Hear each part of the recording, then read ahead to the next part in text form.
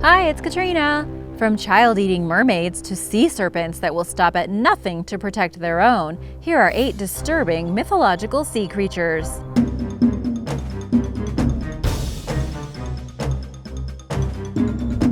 Number 8. The Sea Bishop. From the mid-16th century onward, depictions of the mysterious sea bishop, or bishop fish, have been illustrated in natural history almanacs. It's depicted as a humanoid sea dweller with an elongated, domed head, tentacle-like fingers, feet with no toes, scaly skin, and human-like facial features, such as a beard. A cloak-like fin hangs from its back. According to legend, the sea bishop was caught off the coast of Poland in 1531. It refused to eat and died a few days later. Another tale holds that during the 13th century, a similar creature was caught alive in a fishing net. It was taken to the king of Poland and begged him to set it free. The merciful king released the homely creature back into the sea, and before re-entering the water, it made the sign of the cross, hence its names as the sea bishop or the bishop fish. It's possible that the monstrous fish was actually a giant squid, a massive and elusive sea creature that grows up to 50 feet long and might as well be something out of a myth. The giant squid has an elliptical-shaped head similar to the bishop's hat, but it still doesn't explain how it was able to speak. The first more recent confirmed sightings of the giant squid was in the Canary Islands in 1861, but nobody managed to catch one until 2006, and the first video footage of the giant squid in its natural habitat was captured in 2013. Until recent years, while it was generally accepted that the giant squid exists, it was hard to actually prove. In theory, then, it's quite possible that the strange creature discovered off the coast of Poland hundreds of years ago was in fact a giant squid. What do you think? What else might the bishop fish be? Let me know in the comments below. Number 7. Amabie. During the Edo Era, when Japanese society was predominantly agricultural, the legend of the Amabie began. According to the myth, the creature appeared to people in the water with prophecies of either an impending epidemic or a bountiful harvest. The last one sounds better. One story holds that in April 1846, when a city official in Higo province investigated the sighting of a glowing object on the sea's surface, which had been occurring almost nightly, Amabie appeared to him and identified herself, also stating that she lived in the water. The creepy but friendly entity told the worker that she predicted a successful harvest that year, followed by 5 more years of similar results. In the meantime, she instructed the man to show her picture to any sick people if a disease spread, and they would be cured. The official later drew an image of what he'd seen. His version of the Amabie possessed long hair, a bird-like mouth, 3 legs, and scales from the neck down. Creepy, yes, and helpful. Good combo. Number 6. Eikishiki. You've probably heard of the Loch Ness Monster, which reportedly dwells in a deep freshwater loch of the Scottish Highlands. But have you heard of the Eikishiki? Or however you might pronounce this monster? This Scottish water spirit may be lesser known than Nessie, but it's no less intriguing. I'll say it again one more time just for fun. Eikishiki is Scottish Gaelic for water horse. Maybe not the right pronunciation. Don't let this seemingly harmless term fool you. In Scottish folklore, this is a dangerous creature which inhabits the lochs and seas around the Scottish Highlands. It's known as a shapeshifter, meaning it can take on different forms. In the case of this one, it can appear as either a man or a horse.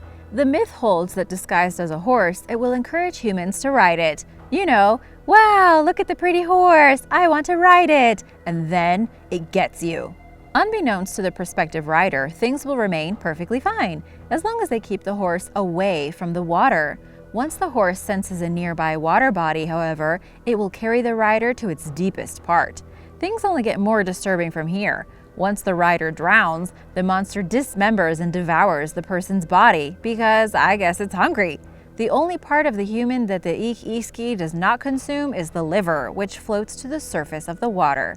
When the monster takes on the form of a human, the only way to tell that it's a supernatural being is to look for the seaweed that will be hidden in its hair.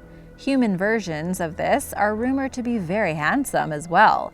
Irish mythology has its own version of this guy, so there's enough to go around. Number 5. The Umi Bosu. Surely you've heard the saying, the calm before the storm. In Japanese mythology, that phrase takes on a whole new meaning, with calm seas symbolizing the potential emergence of a sea monster known as the Umi Bosu, or the sea monk. Shortly before the Umi Bosu makes its appearance, unusually calm waters suddenly become violent and tempestuous.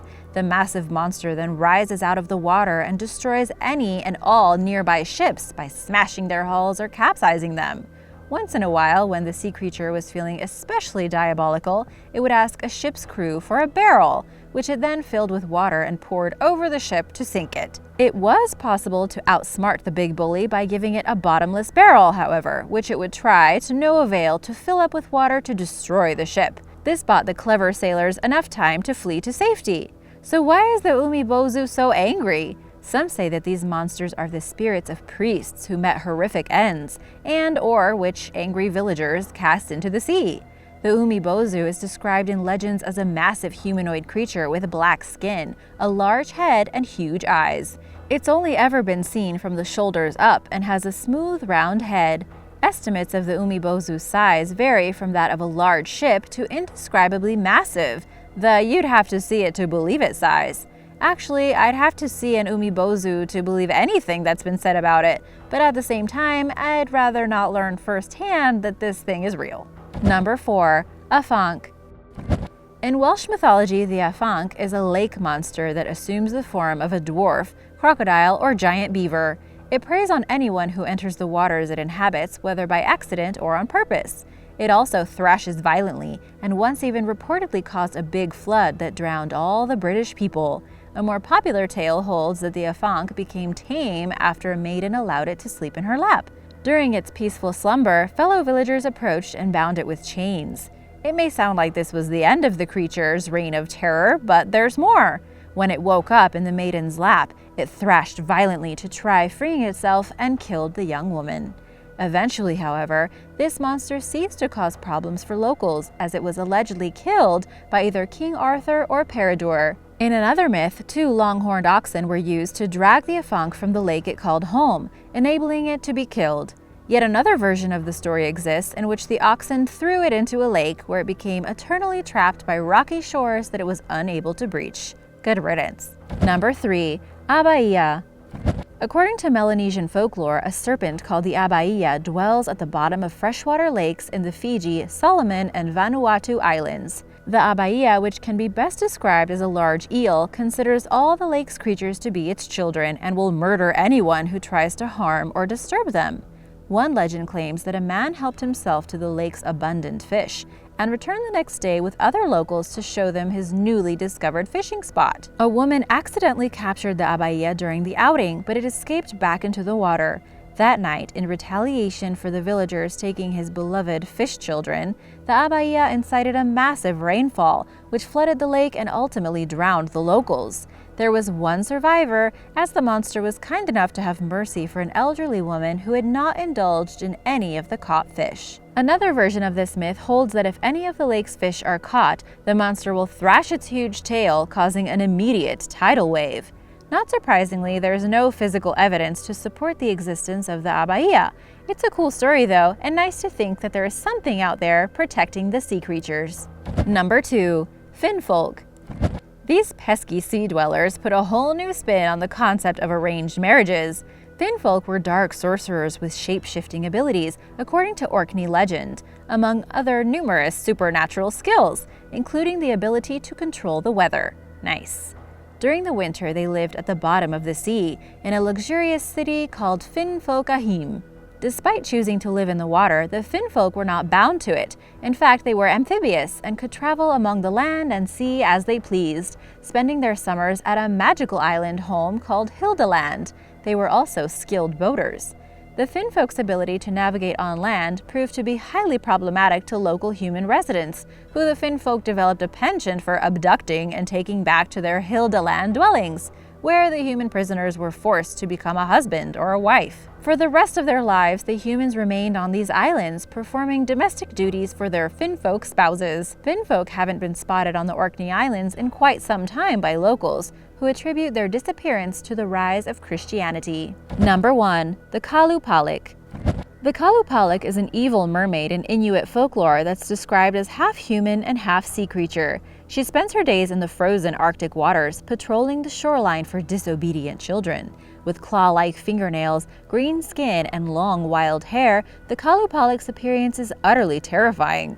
She wears a backpack-like garment called an amauti, which is traditionally worn by Inuit women to carry babies on their back. The Qalupalik uses her amauti to carry kids away from the land after luring them to her with a humming noise, a sound their parents caution them against following.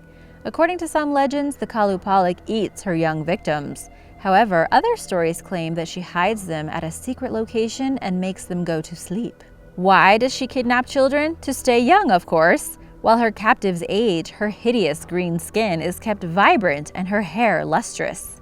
One boy's father, a skilled hunter, searched for his missing son relentlessly. When the Qalupalik found out that the man wasn't going to give up on finding his child, she freed her prisoner out of fear of being found. The boy supposedly became a model citizen after returning to his tribe and never disobeyed his elders ever again.